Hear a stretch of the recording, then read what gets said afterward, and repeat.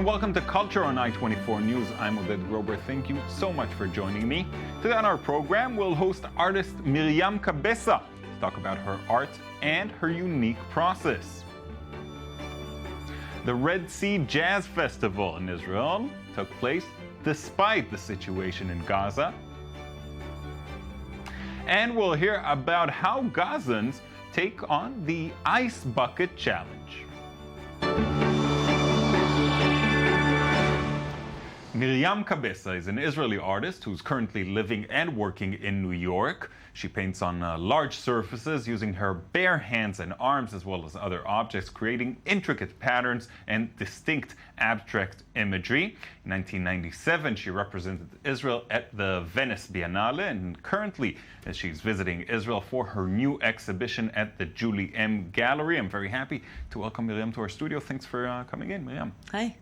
Before we jump in, let's watch a sample of your work, a video you prepared documenting your work process, so our viewers can know a little more. Excellent.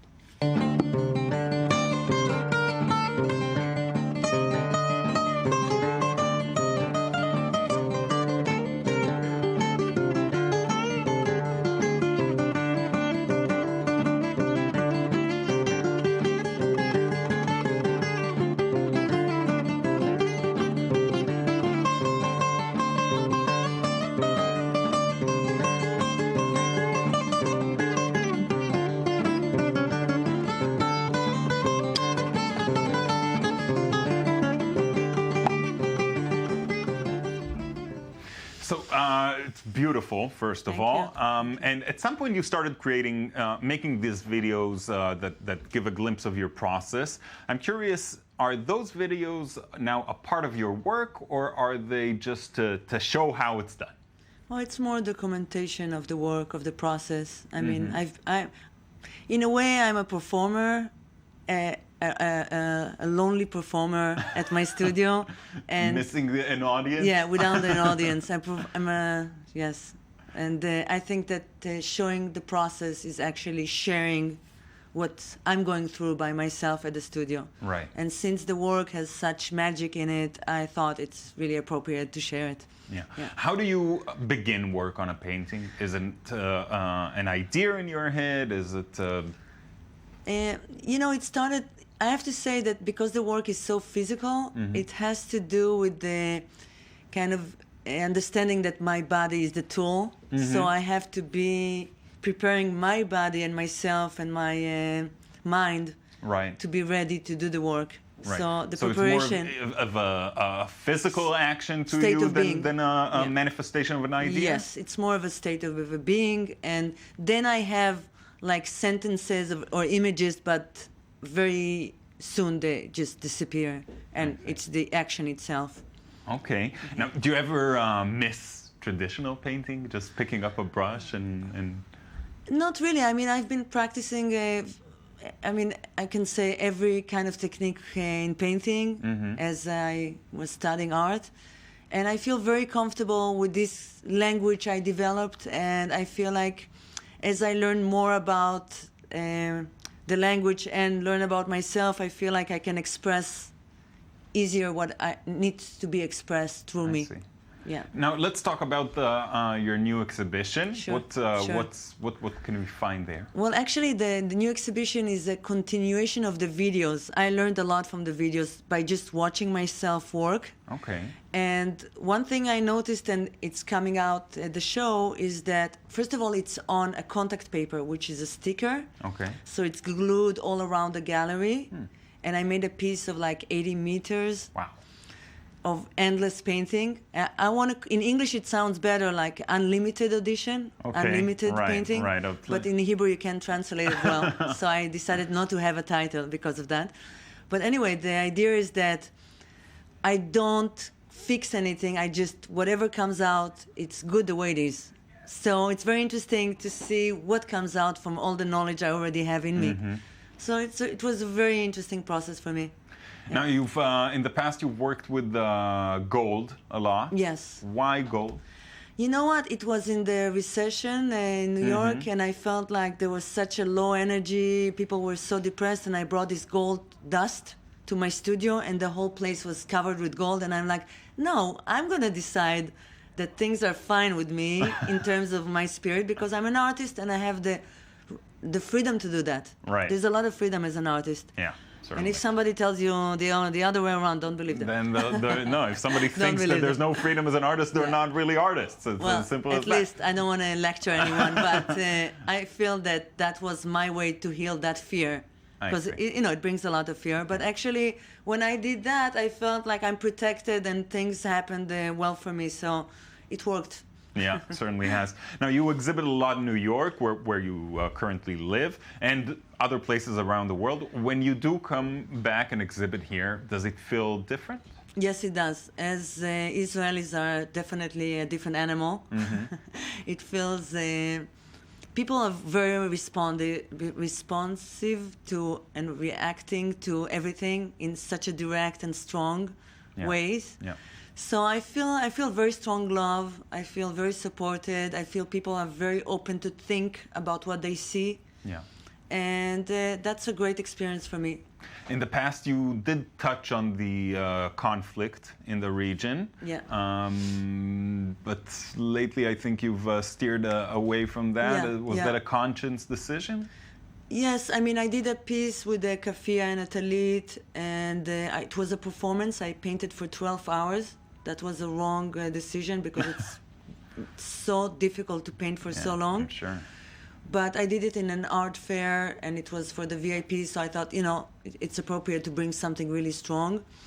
But I have to say that I was actually using my breathing to create the image, and I was trying to get the kafia and talit to breathe together, which is possible only in painting, not in reality. So there was something know from our reality. You know what? I probably would have not done it today, but maybe tomorrow. Who knows? But yesterday it was very relevant. Yeah. So, things are changing all the time. Now we're in a place that it's almost hard to say anything that is not in the concrete situation. Yeah. Miriam, thank you so much for coming in today. Please come to the show. Definitely will. Sure. Thank you.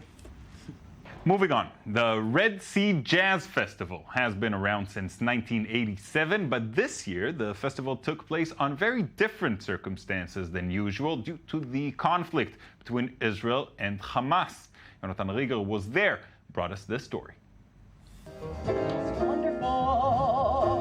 Grammy Award-winning vocalist and pianist Diane Shur is warming up with some notes before the opening of the Red Sea Jazz Festival in Eilat, the biggest international performance since the beginning of Operation Defensive Edge. Shur is the winner of 2 Grammy Awards, although she is blind since birth. She was worried about performing in Israel, but decided to do so regardless of the current situation. I spent a very sleepless night before coming, but you know what? It's like this is a mission of peace and love, and just, it's the music. The municipality of Eilat decided to go on with the festival, although they were overwhelmed with cancellations. This year, the festival provided 300 free tickets for soldiers who participated in Operation Defensive Edge. Kobe Beaton, a paramedic, was in Gaza for 18 days, and this evening he gets to enjoy some sweet musical notes. Throughout this operation, I think the people and citizens who got together to support the soldiers and reservists, it makes me very happy to see this. Artistic director and musician Eli Dejivri was very surprised and impressed about the amount of international musicians who wrote to express their desires about performing in the festival, regardless of the situation. I was very surprised about the messages we received from many musicians who said they wanted to come and perform at the festival to support Israel. I think there is a weight about the ongoing situation and everything happening, but the circumstances make us want to go on and continue with our lives under difficult moments. This 2014 edition of the 3-day festival in the dry heat of Eilat will be remembered differently than previous ones. It might be remembered as the one in which music helped relieve and quiet the loud noise of war.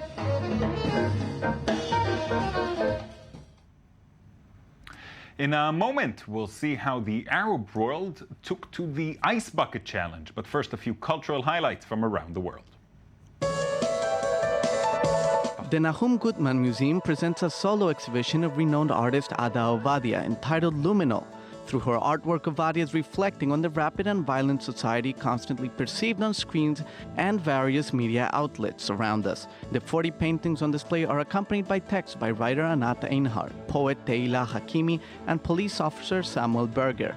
All inspired by her art, the exhibition will run until Saturday, November 11th. The Prado Museum in Madrid hosts the exhibition of portraits made in the 1980s by Alberto Schomer, the last winner of the National Photography Prize. The exhibition, under the title Masks, depicts writers and artists of different generations and are presented in combination with a selection of painted portraits from the collection in the Prado Museum. The exhibition offers an interesting catalog of Spanish artistic and literary figures of the modern and contemporary age. The exhibition will run until the 14th of September.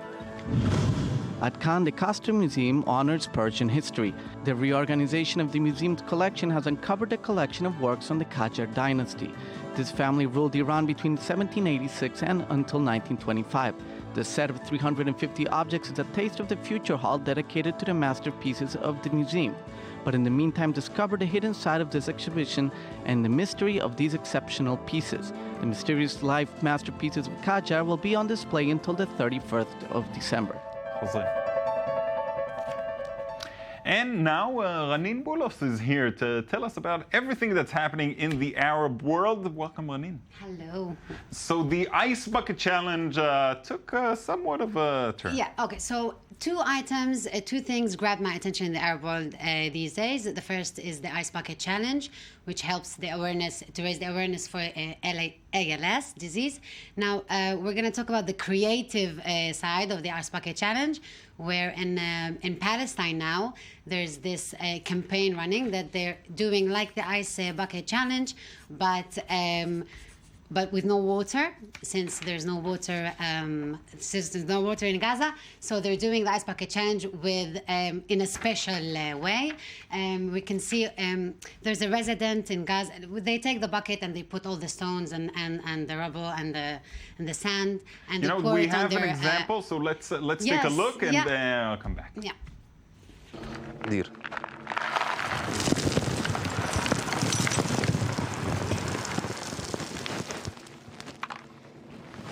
طبعا ما فيش عندنا ميه فهذا اللي موجود هذه الامكانيات اللي عندنا Quite different. Yes, he says at the end that we're sorry since we don't have water or electricity or any of these things. So we're going to use with what we have a lot of it, and it's a lot of destruction Rubble, and yeah. unfortunately The rubble challenge, and it caught on. It caught on, and now there's Mohammed Assaf, the Arab singer from Gaza that won the Arab Idol, and he became the Palestinian, huge Palestinian star. And recently he did the Ice Bucket Challenge, and everyone now is talking that since Mohammed Assaf now did the Ice Bucket Challenge, so it's gonna be a very strong campaign and trend, and everyone is doing it now. Let's watch see his Mohammed version. Assaf, yeah. دوس الله الرحمن الرحيم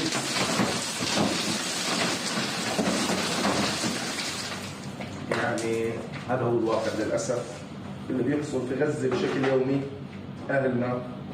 So this is now really promoting the situation in Gaza. Promoting is maybe the wrong word, but drawing attention to it. Is it are they also giving the ALS their time, their contributions? Yeah, but the people of Gaza or the people that did this ice bucket, they're saying that they would like to be part of this campaign, and they also would like to have the time to think about other diseases and other issues in the world. But unfortunately, because of the situation, this is the only means that they've got, and so, they took it to their own tragedy. So this is the Ice Bucket Challenge. We'll go to the second one, the second item, which is a bit nicer. We'll cruise away. Let's cruise away to a special cruise. It's called the Stars on Board. Okay. It's all the Arab stars from all the Arab world, really the big stars. And we saw also a picture of Mohammed Assaf. That he's on the cruise as well. Yes. Apparently managed to find his way out of the dirt of Gaza. He did the bucket hand and then he cruised away, or he cruised away and then but he did both. Yeah. Good for him. Yeah. So this cruise has special, these stars, they stay with the people for a whole week on the cruise. And they perform? start and perform and they mingle and with the people. The cruise starts from Italy, goes to Croatia, and then to Greece, and it ends in Turkey. Sounds like you'd rather be there than here. Oh, definitely. I'm sure also you. Everyone would prefer to be now there and to get away from all the crazy things that are happening in the Middle East. I would love to be there. I'm not sure how much they would love to have me, but maybe that day will come too. Thank you so much, Oli. Thank you.